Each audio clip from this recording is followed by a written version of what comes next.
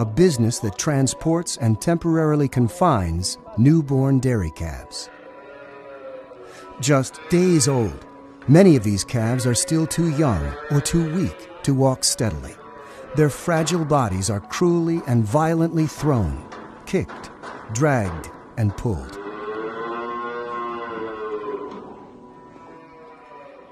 After being trucked in from nearby dairy factories that have no use for these calves, most of whom are male and will never produce milk, these young animals, often with their umbilical cords still hanging from their bodies, are unloaded. Too feeble or frightened to walk, workers routinely move the calves by kicking them off trailers, painfully pulling them by their ears, dragging them by their legs, or lifting them by their tails. Once unloaded, they'll live in plastic hutches or wooden crates for about 1 week.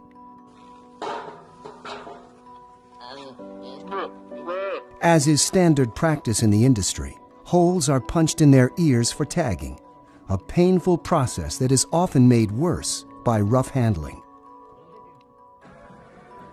Subjected to extreme stress and fear, combined with minimal care, some of these delicate animals are unable to survive.